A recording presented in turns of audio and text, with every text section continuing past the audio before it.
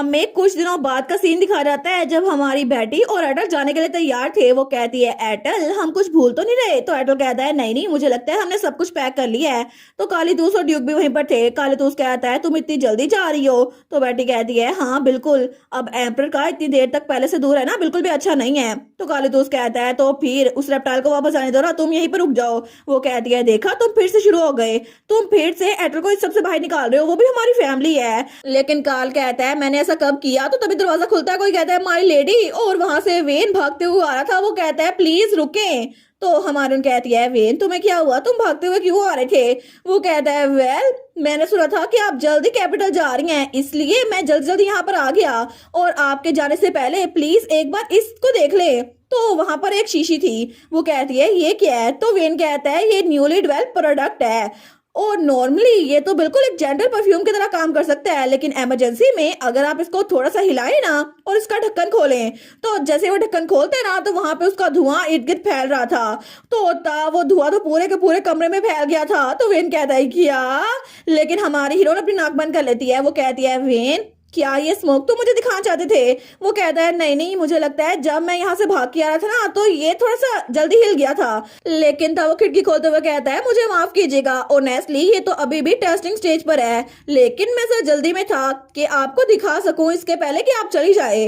लेकिन जब सारा धुआं भाई निकल गया था वो कहता है आप कहीं हर्ट तो नहीं है माई लेडी। हमारे कहती है नहीं मैं बिल्कुल ठीक हूँ, और वैसे भी मुझे लगता है कि मुझसे ज्यादा तुमने स्मोक इनहेल कर लिया था। लेकिन तभी उसे पीछे से किसी की आवाज आती है। तो वो दोनों कहते हैं क्या ये आवाज। तो जैसे दोनों पीछे मुड़ के देखती है ना तो दोनों के दोनों बिल्कुल शॉक रह गए थे। वो कहते हैं क्या ये कैसे हो गया, और वहां पर कुछ छोटे से जानवर नजर आ रहे थे। लेकिन जब वो लोग गौर से देखते हैं तो वो ड्यूक, कालीतूस और हमारा एटल था जो कि लायन और ड्रैगन बन चुके थे, बेबी ड्रैगन। तो तब हमारी हीरोइन कहती है क्या ये कैसे हो गया, ये बेबी बीस्टमैन बन गए हैं। लेकिन थोड़ी देर बाद शाम के वक्त हमारी बेटी वहां पर डॉक्यूमेंट्स पे काम कर रही थी, और ड्यूक उसकी गोद में सोया हुआ था, एटल उसके सर पे था, और उसका भाई वो डॉक्यूमेंट्स के ऊपर कूद रहा था। लेकिन तभी उसे याद आता है जब वे ने कहा था मुझे लगता है ये सारे स्मोक की वजह से हुआ होगा कि इससे बीस्टमैन इफेक्ट हो गए हैं, लेकिन मैं अभी जाकर इसका कोई एंटीडोट ढूंढता हूँ, प्लीज मुझे माफ कर दे। वो सोचती है हमें तो जल्दी कैपिटल जाना था और अब ये सब कुछ हो गया। वो कहती है थैंक गुडनेस कम अज कम मैंने उसको ब्रीथ इन नहीं किया। तो एटल कहता है सॉरी मैं तुम्हारी हेल्प नहीं कर सकता स्टार। वो कहती है तुम माफी क्यों मांग रहे हो, वैसे भी तुम भी शौक हो गए होगे ना अपने आप को ऐसी बेबी फॉर्म में देखकर, लेकिन कोई बात नहीं, वेन ने कहा है वो सोल्यूशन ढूंढ लेगा, तो थोड़ा सा इंतजार करो। वो कहता है ठीक है। तो हमारन कहती है लेकिन चलो ये तो अच्छी बात है ना कि ड्रैगन शेप शिफ्टर वो अपनी शेप शिफ्ट फॉर्म में भी कम्युनिकेट कर सकते हैं। लेकिन हमारा एटल तो ब्लश करा था और उसको देखकर कालीतूस को बिल्कुल अच्छा नहीं लग रहा था, तो वो जल्दी से कुछ घुराता हुआ वहां पर आता है। हमारन कहती है क्या तुम क्या कह रहे हो। तो एटल कहता है ये कह रहा है कि ये रेप्टाइल्स ज्यादा यूजफुल है। तो हमारी हीरोइन शक करते हुए कहती है क्या सच में ब्रदर। वो कहता है हाँ बिल्कुल, बस मुझे चुप करके देखो। लेकिन तभी वो मियाओ मियाओ करता वहां पर आता है क्योंकि वो बेबी फॉर्म में था, और एटल उसकी बात को इंटरप्रेट कर रहा था। वो कहता है इसने कहा है कि अब फादर भी बेबी बीस्टमैन बन चुके हैं ना, तो उनकी जगह डॉक्यूमेंट्स को मैं हैंडल करूंगा। और तभी वो वहां इंक में अपना पाउंड बोता है और तब उस डॉक्यूमेंट पे लगाने लगता है, लेकिन बेटी उसके पाँव पे अपना हाथ रखती है। वो कहती है रुको तो सही, ऐसा नहीं चलेगा, और उसके पाँव को साफ कर देती है। लेकिन एटल कहता है ये पूछ रहा है तुम किस बात के साथ सेटिस्फाइड नहीं हो। तो हमारी बेटी कहती है जरा गौर से सोचो ना, ये डॉक्यूमेंट जो मैं साइन कर रही हूँ ये ऑफिशियल्स के पास जाएंगे जो कि असलान फैमिली के साथ ट्रेड करते हैं, लेकिन जब उनको साइन की जगह ये एनिमल पा प्रिंट मिलेंगे ना तो उन लोग को लगेगा कि ड्यूक असलान वो बिल्कुल भी ठीक नहीं है, और हर जगह ये रूमर्स फैल जाएगी कि ड्यूक असलान को हमें डची से हटा देना चाहिए क्योंकि वो अब एक एनिमल बन चुके हैं। इसीलिए बिल्कुल भी अच्छा नहीं है कि तुम पा प्रिंट यूज करो, मैं खुद ही साइन कर लूंगी। और वैसे भी अगर किसी स्टूपिड ने ये बात समझ कर के ड्यूक असलान डची को प्रोटेक्ट नहीं कर सकते यहाँ पर हमला कर दिया, तो फिर हमें किसी को वीकनेस नहीं दिखाना चाहिए। लेकिन ड्यूक तो बड़ी आराम से अपनी बेटी की गोद में लेटा हुआ था, तो वो सोचता है देखा मेरी प्यारी बच्ची ये बहुत ज्यादा समझदार है। लेकिन हमारी बेटी कहती है क्या तुम समझ गए। तो हमारे कालीतूस को तो बिल्कुल भी अच्छा नहीं लग रहा था, लेकिन वो कहती है बस यहाँ पर खामोशी से बैठे रहो ठीक है।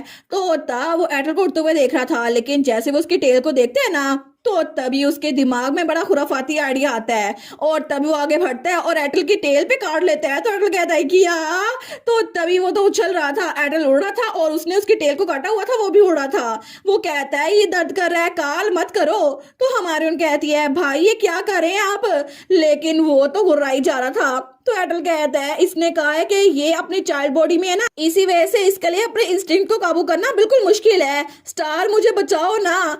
लेकिन तब ये सारी की सारी क्रिएटिक सिचुएशन के फौरन बाद हमें सुबह का सीन दिखा रहता है। तो कोई भागता हुआ आता है, वो कहता है माई लेडी, मैंने उनको ओरिजिनल फॉर्म में लाने के लिए मेडिसिन बना ली है। और वेन बेचारा तो पूरी रात सोया नहीं था, लेकिन जैसे वो दरवाजा खोल के देखते हैं ना, तो वहां पे सारे के सारे अपनी ह्यूमन फॉर्म में ही थे और वहां पे कार्लिटोस, ड्यूक और हमारा एटल तीनों ह्यूमन फॉर्म में आ चुके थे। तो वो कहता है क्या ये लोग ह्यूमन बन चुके हैं, लेकिन आप लोगों ने शेप शिफ्ट कैसे की? तो कार्लिटोस कहता है जब मैं सुबह सो के उठा ना तो मैं बिल्कुल नॉर्मल था। ड्यूक कहता है लगता है ये टेम्परेरी था। वो कहता है इसका मतलब है ये सारी मेडिसिन यूजलेस थी, मैं तो पूरी रात जाके ये बनाता रहा था।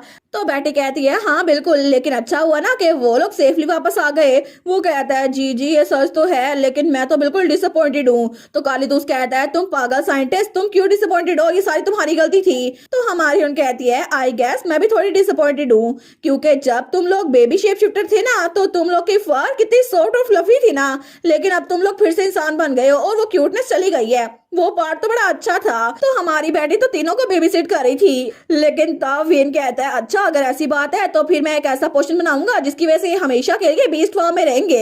हमारी कहती है नहीं नहीं काम डाउन वेन, श्योरली ये बहुत क्यूट था, लेकिन जो क्योटिक सिचुएशन थी ना वो तो मेरे लिए संभालना मुश्किल हो रही थी जब कार्लिटोस तो एटल पे कूद ही पड़ा था। तो हमारी बेटी कहती है भाई बस कर दे एटल को परेशान करना। तो बेटी कहती है मैं कभी भी दोबारा उस कियोस्क को देखना नहीं चाहूंगी, लेकिन तब वो दरवाजा खोलते हुए कहती है वेल अब सब कुछ ठीक हो गया तो अब हमें चलना चाहिए। तो कालीदूस कहता है कुछ देर और रुक जाओ ना। तो ड्यूक भी कहता है हाँ मेरी प्यारी बेटी पहले कुछ खा लो उसके बाद जाना। वो कहती है मैं जरूर रुकती, लेकिन मैं पहले एक एक्स्ट्रा दिन रुक चुकी हूँ और वैसे भी कैपिटल में गेस्ट आना शुरू हो गए होंगे, मेरा शेड्यूल बहुत ज्यादा टाइट है। तो ड्यूक कहता है गेस्ट?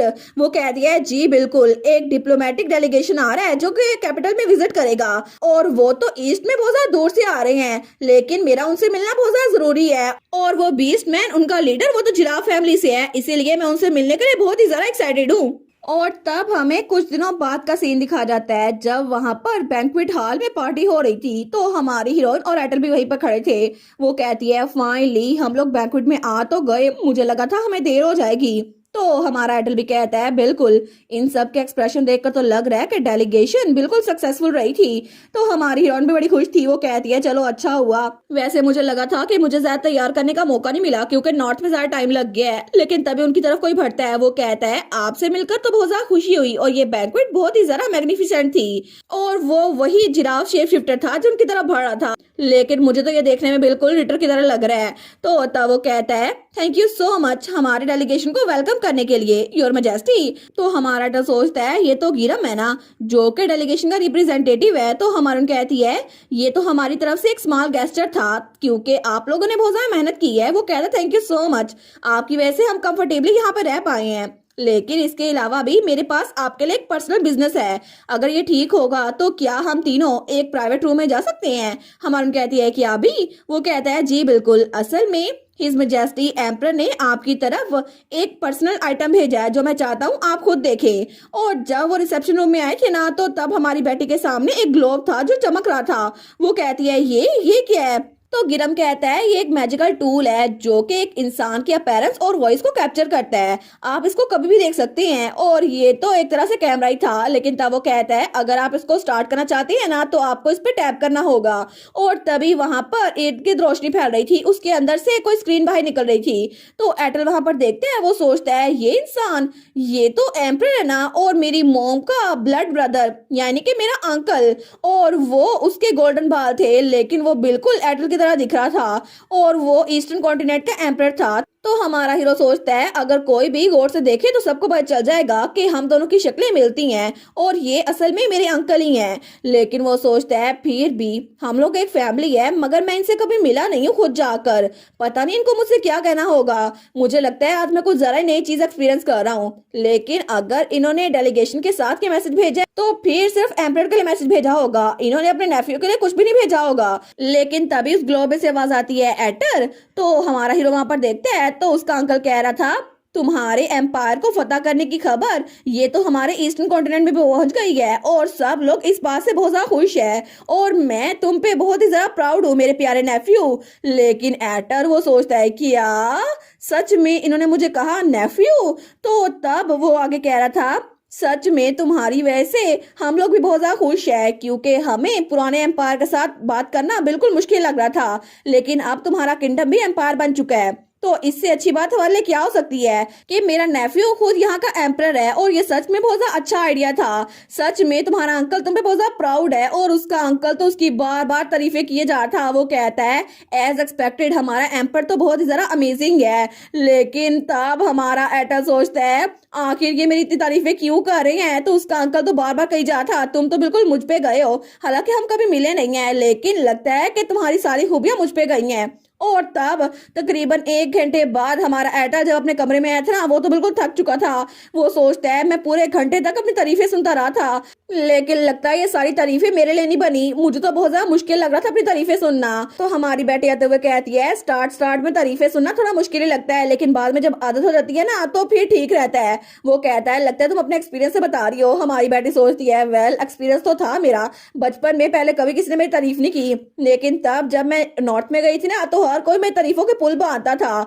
लेकिन तब उसके पास बैठ जाती है। वो कहती है इसके अलावा ऐसा लगता है कि तुम बहुत ज्यादा खुश थे। वो कहता है अरे हाँ असल में वो मेरे अंकल ही थे, पहली बार मेरी फैमिली में से कोई मेरे पास था जिसने मेरी तारीफ की थी, इसी वजह से मुझे थोड़ा अच्छा लग रहा था, मैं तो बहुत ज्यादा खुश था। और उस वक्त तो एटल ब्लश कर रहा था। लेकिन बेटी कहती है एटल सच में तुम्हारी फैमिली कभी भी तुम्हारे पास नहीं थी, लेकिन अगर तुम चाहो ना तो हम लोग ईस्टर्न कॉन्टिनेंट में विजिट करने जा सकते हैं, मैं श्योर हूँ कि हिज मैजेस्टी तुम्हें वेलकम करेंगे। वो कहता है सच में? वो सोचता है क्या अगर मैं तो वो सोचता है अगर मैं ईस्टर्न कॉन्टिनेंट में जाना चाहता हूँ, लेकिन अगर मैं वहां पर गया तो मैं अपनी मोम से भी टकराऊंगा, क्योंकि मेरे अंकल ने मुझे खुद ही बताया है कि मेरी मोम जो मुझे छोड़ के वापस चली गई थी ना उनको एक जगह पर बंद रखा हुआ है, क्योंकि वो अपने छोटे से बेटे को छोड़ के खुद ही वापस आ गई थी और उन्होंने मेरे डैड से डिवोर्स ले लिया था। लेकिन इसके बावजूद भी क्या मेरी मोम मुझे देखकर खुश होंगी? मैं भी वो अभी भी मुझसे नफरत करती हूँ। तो वो सब कुछ सोची जा रहा था। तो हमारी बेटी कहती है एटल तुम सोच रहे हो ना क्या तुम्हारी मोम तुम्हारे बारे में अच्छा सोचती होगी या फिर नहीं? वो कहता है हाँ लेकिन तुम्हें कैसे पता? वो कहती है क्योंकि हम दोनों शादीशुदा है और मुझे तुम्हारे एक्सप्रेशन देख के पता चल जाता है। ऑनेस्टली मुझे लगता है कि मैं कभी भी फर्स्ट एम्प्रेस को माफ नहीं कर पाऊंगी। हमारा हीरो कहता है क्या?